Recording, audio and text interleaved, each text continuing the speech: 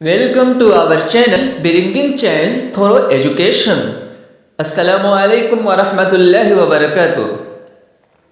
سامعین کرام، جیسا کہ اس سے پہلے کی ویڈیو میں پیغمبری کی مختصر تاریخ اور تمام جہاں کی پیغمبری کے لیے اللہ تعالیٰ نے سرزمین عرب ہی کا انتخاب کیوں کیا، قرآن کی زبان عربی کیوں رکھی گئی، ان سب سوالوں کا مدلل جواب اس سے پہلے کی ویڈیو میں دے دیا گیا ہے۔ آج انشاءاللہ اس ویڈیو میں نبوت محمدی کا مکمل ثبوت پیش کیا جائے گا۔ جیسا کہ اس سے پہلے کی ویڈیو میں بتایا گیا تھا کہ حضرت محمد مصطفیٰ صلی اللہ علیہ وسلم کی نبوت کے لیے سرزمین عرب کا انتخاب تین پہلوؤں کی وجہ سے کیا گیا۔ نمبر ایک، اس دور کا نقشہ اٹھا کر آپ دیکھیں گے اور آج کا بھی نقشہ اور اس دور کا نقشہ آبادی کے لحاظ سے، یعنی آبادی کے لحاظ سے عرب جو تھا ایشیا اور افریقہ کے بالکل وسط میں تھا، بیچ میں تھا، اور یورپ جو تھا وہ بالکل عرب سے لگا ہوا تھا۔ اب ظاہر سی بات ہے، جب ایشیا اور افریقہ کے بالکل سینٹر میں عرب ہے اور یورپ اس سے قریب ہے، تو پھر عقل کہتی ہے کہ سرزمین عرب ہی کو اسلام کا مرکز ہونا چاہیے۔ جیسا کہ مثالوں کے ذریعے سمجھایا گیا تھا، بتایا گیا تھا۔ تو پہلا پہلو تو یہ ہے کہ وہ بالکل سینٹر میں تھا، ایشیا والے بھی استفادہ کر سکتے ہیں برابر، اور افریقہ والے بھی، یورپ قریب میں ہے ہی۔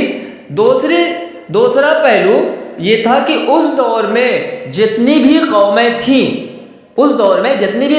سب بالکل کمزور ہو چکی تھی، ہارا ہوا محسوس کر رہی تھی، بے دم ہو چکی تھی۔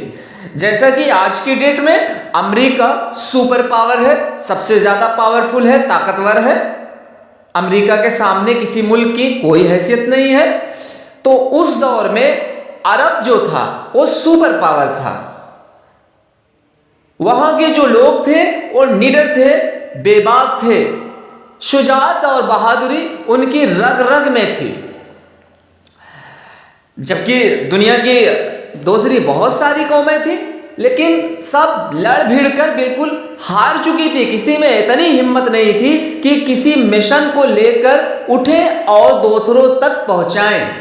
اب ظاہر سی بات ہے، حضرت محمد صلی اللہ علیہ وسلم گویا کہ حضرت محمد صلی اللہ علیہ وسلم کی نبوت گویا کہ ایک چیلنج، ایک مشن تھا۔ کسی مشن کو انجام دینے کے لیے بہادری اور شجاعت کی بہت ضرورت ہوتی ہے، بغیر بہادری اور شجاعت کے مشن فلاپ ہو جاتا ہے، ناکام ہو جاتا ہے۔ کسی بھی کام کو انجام دینے کے لیے، جیسا کہ ایک اسکول ہے، ایک کالج ہے، اس اسکول کا جو پرنسپل ہوتا ہے اس کے اندر وہ لیاقت ہوتی ہے، وہ صلاحیت ہوتی ہے۔ ہر کوئی پرنسپل نہیں ہوتا ہے، جس کو چارج دیا جاتا ہے اس کی قابلیت اور صلاحیت کی بنیاد پر دیا جاتا ہے، اس کے اندر وہ اتنی اسٹیمنا ہوتی ہے، وہ قوت برداشت ہوتی ہے کہ وہ سب کچھ ڈیل کر سکتا ہے۔ تو ڈیئر اسٹوڈنٹ، دوسرا پہلو یہی ہے کہ ان کے اندر انسانی خوبیاں جو ایک انسان کے اندر ہونی چاہیے، بہادری، شجاعت، فیاضی، اور سب سے بڑی خوبی عہد کے پابند تھے۔ زبان دے دیے تو پھر زبان کٹ نہیں سکتی تھی، اور آزاد خیال تھے، آزادی کو پسند کرنے والے تھے۔ وہ قوم یا کسی بھی قوم اور کسی بھی فرد کی ترقی کے لیے آزاد خیالی بے حد ضروری ہے۔ جب انسان آزاد خیال ہوتا ہے تو اس کی فکر کو وسعت ملتی ہے، وہ اپنے آپ کو بندھا ہوا محسوس نہیں کرتا ہے، تو پھر ترقی کی راہیں ہموار ہوتی ہیں، وہ اپنی بات آزادی کے ساتھ کہہ لیتا ہے، دوسروں تک پہنچا سکتا ہے۔ عرب جو تھے وہ نہایت سادہ زندگی بھی گزارتے تھے، عیش و عشرت سے بیگانہ تھے۔ اس کے برعکس تیسرا پہلو یہ ہے کہ جیسا کہ ہم لوگوں کو معلوم ہے کہ عرب نہایت ہی جاہل قوم تھی، ان کے اندر بے شمار برائیاں تھیں، تو وہ جو برائیاں تھیں ان کی اخلاقی برائیاں تھیں، چوری کرتے تھے، جھوٹ بولتے تھے، یا پھر شراب پیتے تھے، جو کچھ بھی ان کے اندر یہ برائیاں تھیں وہ اخلاقی برائیاں تھیں۔ اور ان برائیوں کے پیچھے وجہ بھی تھی، سبب بھی تھا، اور وہ سبب کیا؟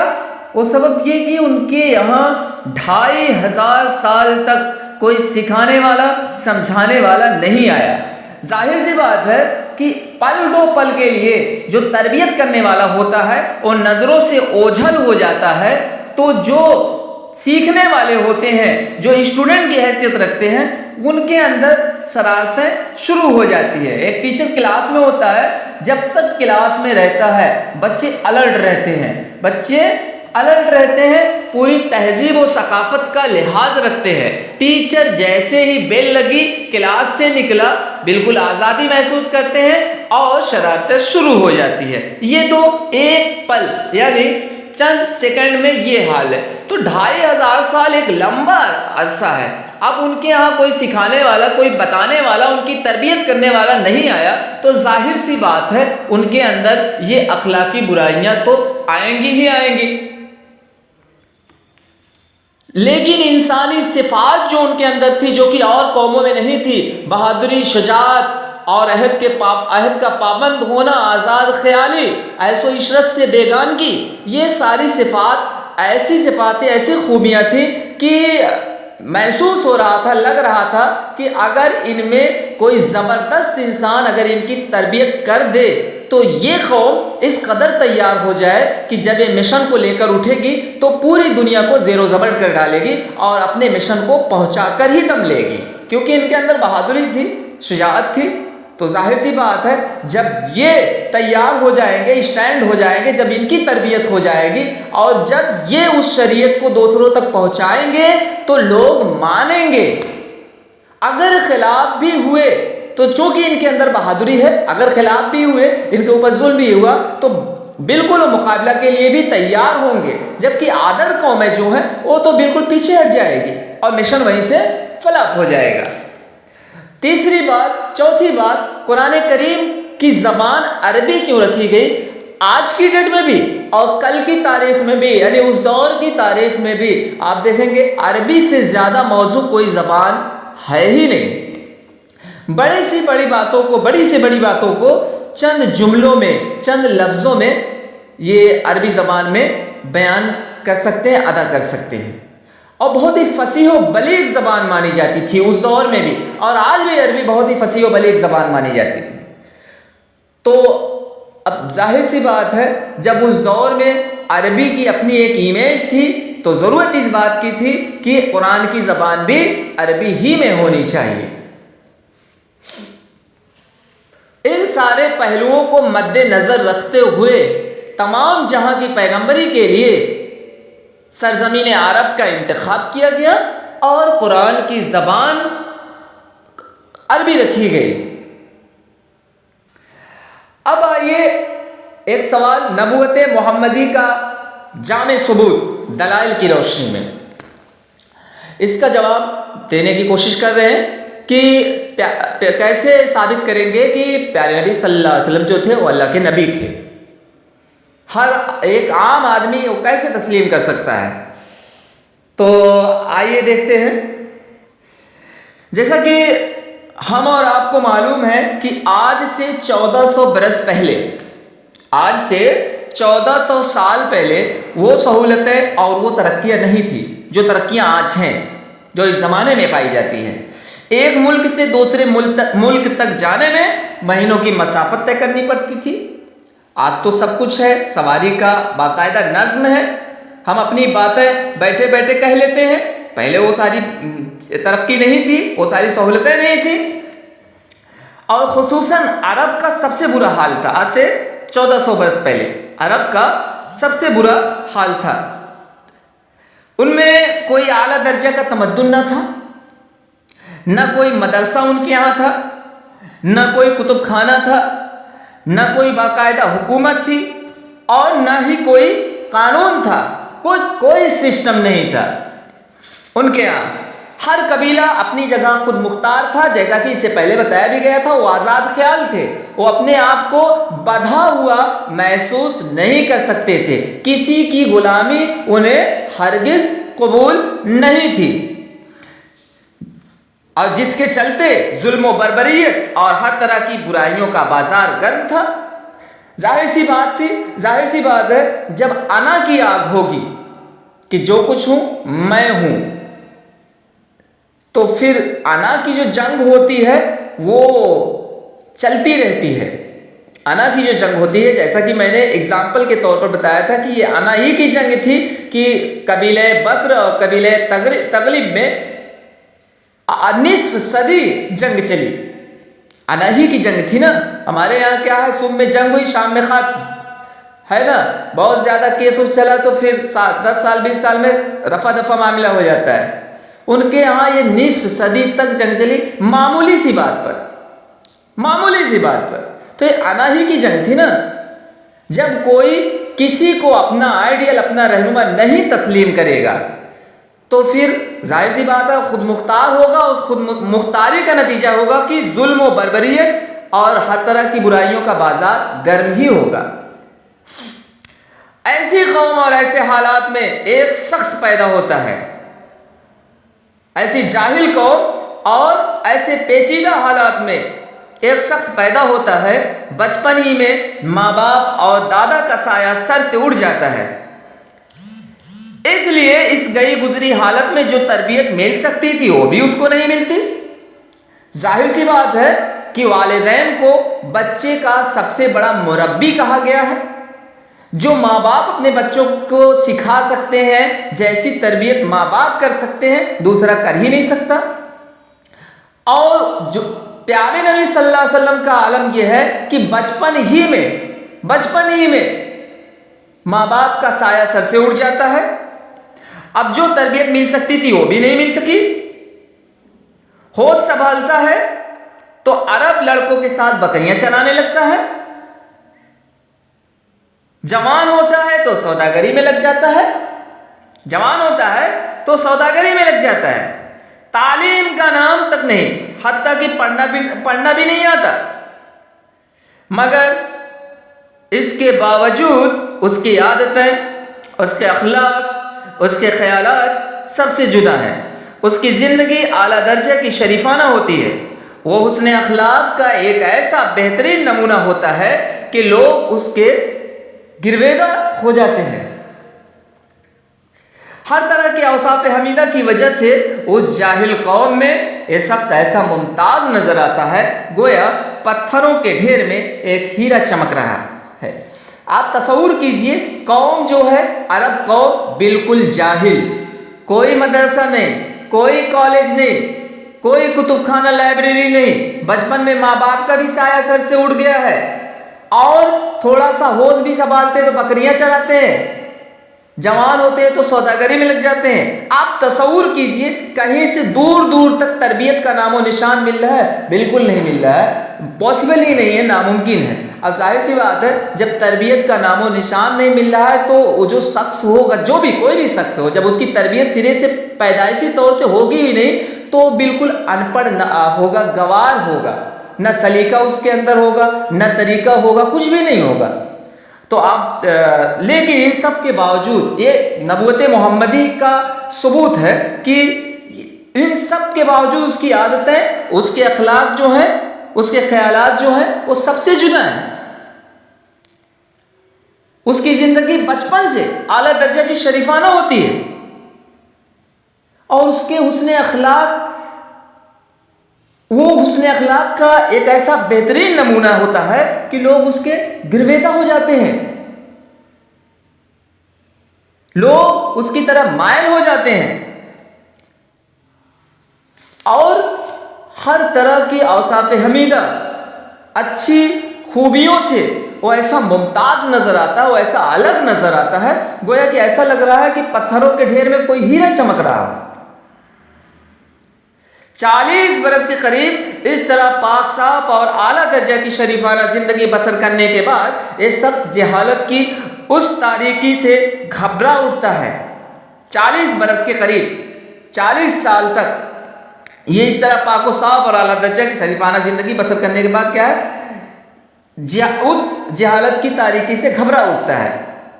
یعنی عرب قوم جو تھی اس کی جہالت سے وہ گھبرا اٹھتا ہے اور اس سے نکل جانا چاہتا ہے، اندر ہی اندر وہ مضطرب ہوتا ہے، بے چین ہوتا ہے، وہ گھبرانے لگتا ہے، وہ نکلنا چاہتا ہے۔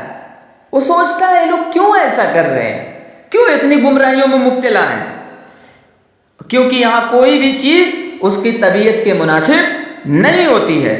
آخر وہ آبادی سے دور ایک پہاڑ کے غار میں جا کر تنہائی اور سکون کے عالم میں کئی دن گزارنے لگتا ہے سکون پانے کے لیے۔ جیسا کہ ایک انسان ہے جب وہ بے چین ہوتا ہے تو تنہائی اختیار کرتا ہے کہ تھوڑا سا سکون ملے گا۔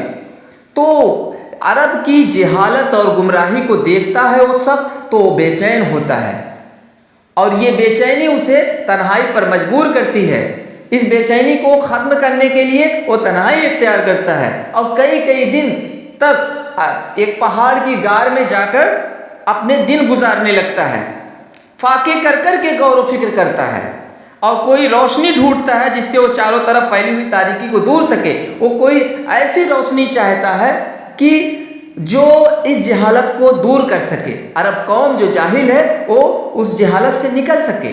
وہ سوچتا ہے، غور کرتا ہے، فکر کرتا ہے۔ ایک اس کی حالت میں ایک عظیم الشان تغیر پیدا ہوتا ہے۔ اچانک اس کی حالت میں ایک عظیم الشان تغیر پیدا ہوتا ہے، تبدیلی پیدا ہوتی ہے۔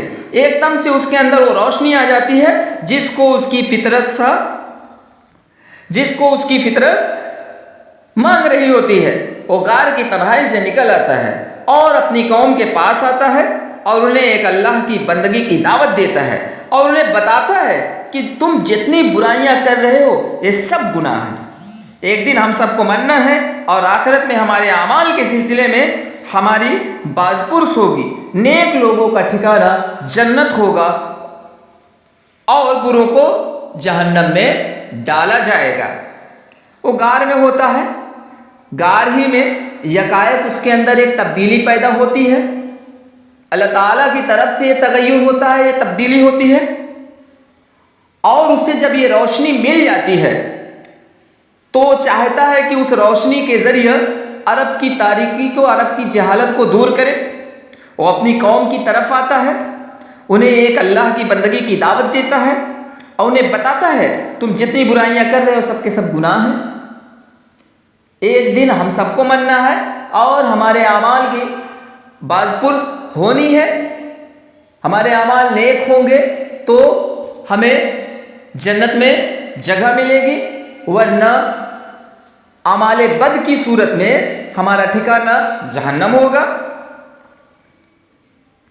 اب یہاں سے آپ لوگ اندازہ لگا سکتے ہیں کہ ایسا ایک نبی ہی کر سکتا ہے، جیسا کہ اس سے پہلے بتایا گیا تھا کہ دنیا میں جہاں بے شمار صلاحیتوں کے حامل لوگ موجود ہیں، ایکسپرٹ لوگ جو فطری طور سے صلاحیت رکھتے ہیں، وہ خدا کی دین ہوتی ہے، تو انہی میں کچھ ایسے لوگ بھی ہوتے ہیں جو خدا شناس ہوتے ہیں، ان کے اندر یہ قابلیت ہوتی ہے، یہ صلاحیت ہوتی ہے کہ وہ خدا کے پہچاننے والے ہوتے ہیں۔ وہ ڈھونڈتے ہیں، گمراہی لاکھ ہو، جہالت کے اندھیرے میں بھی وہ روشنی کا راستہ نکال لیتے ہیں، ان کی فطری صلاحیت ہوتی ہے۔ تو یہ ظاہر سی بات ہے، نبوت محمدی کا ایک ٹھوس ثبوت ہے کہ وہ نکلنا چاہتا ہے، ابھرنا چاہتا ہے، بچپن ہی سے نیک ہے، اس کے اندر وہ خوبیاں ہیں جو عرب میں ہے ہی نہیں، جبکہ نہ کوئی سکھانے والا، نہ کوئی بتانے والا، ماں باپ بھی نہیں ہے، کوئی بھی نہیں ہے اس کی تربیت کرنے والا۔ اور وہ اس گمراہی سے نکلنے کے لیے وہ بے چین ہو جاتا ہے، غار میں رہتا ہے اور طریقہ ڈھونڈتا ہے کہ کیسے لوگوں کو بھی بتائے کہ جو کر رہے وہ غلط ہے۔ یہ فطری اس کے دل میں یہ سب آ رہا ہے۔ تو ظاہر سی بات ہے یہ سب اس بات کی علامت ہے کہ ایک نبی ہی ایسا ہو سکتا ہے، نبوت محمدی کا ٹھوس ثبوت ہے۔ اب جب اس کو روشنی مل جاتی ہے، اس کے اندر وہ تبدیلی پیدا ہوتی ہے، تو اس پیغام کو پہنچاتا ہے لوگوں تک۔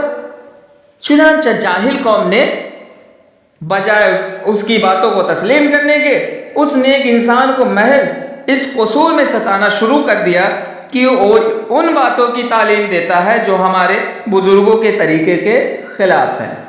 اب جب اس کے اندر ایک تبدیلی پیدا ہوتی ہے، اسے ایک روشنی ملتی ہے اس شخص کو، تو وہ اپنی قوم کی طرف آتا ہے، انہیں اس کی طرف یعنی دعوت دیتا ہے، نیکی کی طرف دعوت دیتا ہے، بتاتا ہے کہ جو کر رہے ہو یہ گمراہی ہے، آپ سب گمراہی میں ہیں، غلط ہے۔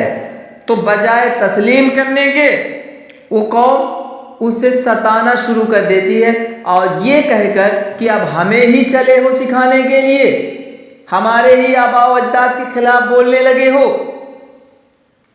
اور لوگوں نے اس پر ظلم و زیادتی کی کوئی کسر نہ چھوڑی۔ ان سب کے باوجود وہ ان کے لیے دعائے خیر کرتا ہے، انسان تو کیا فرشتے بھی اس کی نیکی پر قربان جائیں۔ ان سب کے باوجود یہ ایک نبی ہی کر سکتا ہے، عام انسان تو نہیں کر سکتا ہے۔ ان سب کے باوجود کہ وہ ان کی بھلائی کے لیے، ان کی بہتری کے لیے، ان کی سدھار اور ان کی تربیت کے لیے ان کے پاس جاتا ہے اور انہیں بتاتا ہے، سکھاتا ہے، الٹا وہ اس کے خلاف ہوتے ہیں، مارتے ہیں، ستاتے ہیں، گالی دیتے ہیں، برا بھلا کہتے ہیں، اور وہ کیا ہے؟ وہ دعائیں دیتا ہے، دعائیں خیر کرتا ہے۔ جیسا کہ آپ نے پڑھا بھی ہوگا، سنا بھی ہوگا کہ وہ طائف جب جاتے ہیں تو صرف یہ سوچ کر جاتے ہیں کہ مکہ والے نہیں مان رہے، ہو سکتا ہے طائف والے مان جائیں۔ طائف والوں نے الٹا ستانا شروع کر دیا، نالین مبارک جو آپ کے تھے وہ خون سے لہولہان ہو گئے، لت پت ہو گئے خون سے۔ ان سب کے باوجود اللہ ہرے کیا خوب ہے طائف کا وہ منظر، دشمن نے جہاں آپ پہ برسائے ہیں پتھر، زخموں سے بدن چور ہے، زخموں سے بدن چور ہے اور لب پہ دعا ہے۔ ایک انسان عام آدمی تو نہیں کر سکتا، فرشتے بھی آپ کی اس شرافت پر قربان جائیں کہ آپ دعائیں خیر کرتے ہیں اس کے لیے۔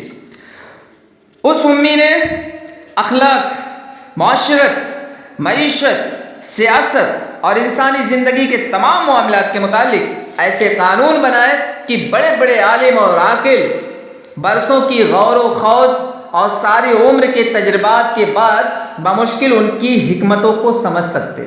ایسے ایسے قانون بنائے، ایسا ایسا قانون پیش کیا کہ بڑے بڑے عالم بھی سمجھنے سے قاصر تھے، اور لگ بھی رہا تھا کہ وہ جو کچھ کہہ رہا ہے، جو کچھ بھی بتا رہا ہے وہ بالکل صحیح ہے، اسی میں صداقت ہے، اسی میں نجات ہے۔ اس نے 23 برس کی مدت میں اپنے اخلاق اور اپنی اعلیٰ تعلیم کے زور سے اپنے دشمنوں کو دوست بنا لیا۔ 23 برس کی کم مدت میں اپنے اخلاق اور اپنی تعلیم کی بنیاد پر اپنے دشمنوں کو دوست بنا لیا، اپنے مخالفوں کو موافق بنایا۔ بڑی بڑی طاقتیں شکست کھا کر اس کے قدموں میں آ گئی، اور جب اس نے فتح پائی تو بجائے بدلہ لینے کے سب کے ساتھ عفو درگزر کا معاملہ کیا۔ وہ چاہتا تو اپنے ظلم کا پورا بدلہ لے سکتا تھا۔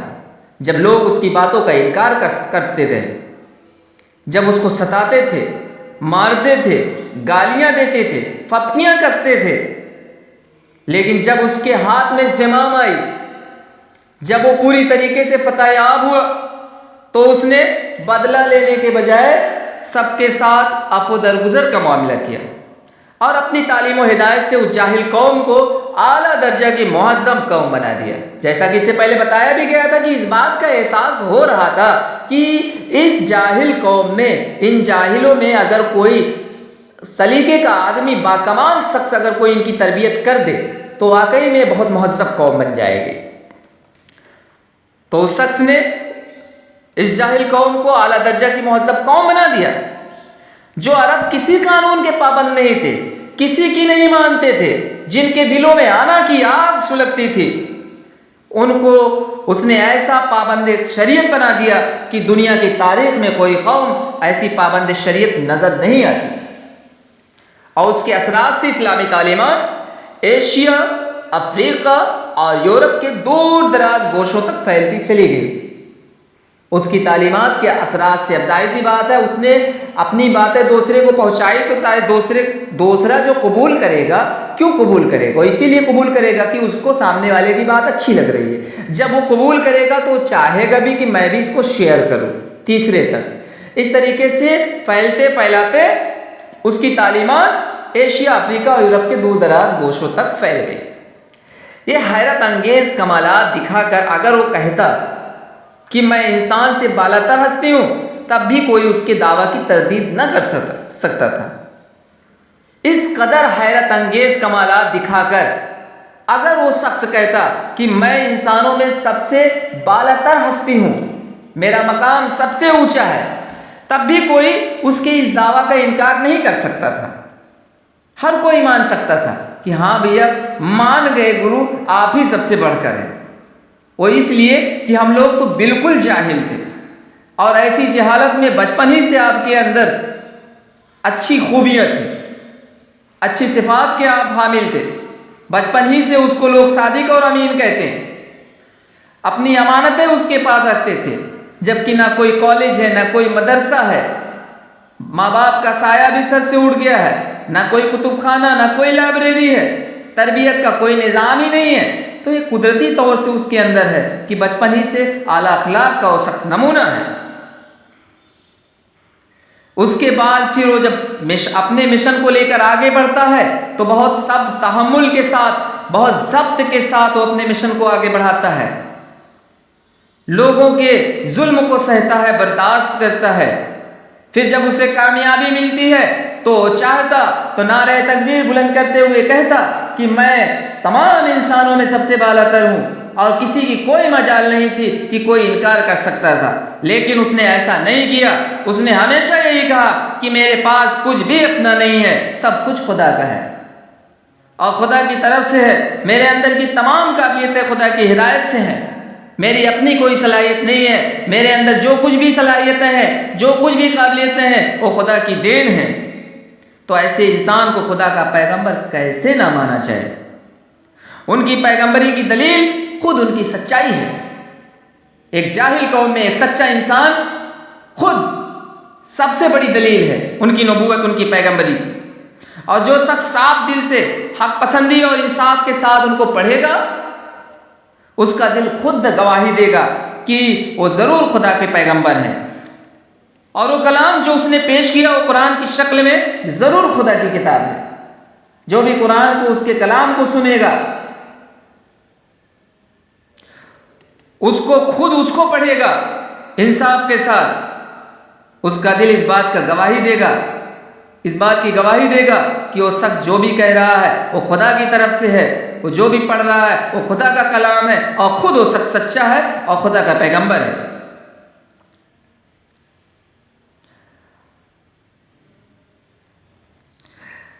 امید ہے کہ آپ لوگ کے ذہن میں اگر کچھ ایسا اشکال رہا ہوگا کہ کیا واقعی میں حضرت محمد صلی اللہ علیہ وسلم اللہ کے نبی تھے، مکمل ثبوت دیجئے، ٹھوس ثبوت کے ساتھ اس کا جواب دیجئے، تو میرے خیال سے اشکال دور ہو گیا ہوگا۔ اور آئندہ انشاءاللہ ہم ختم نبوت پر بحث کریں گے، ختم نبوت پر روشنی ڈالیں گے۔ تب تک کے لیے اللہ حافظ۔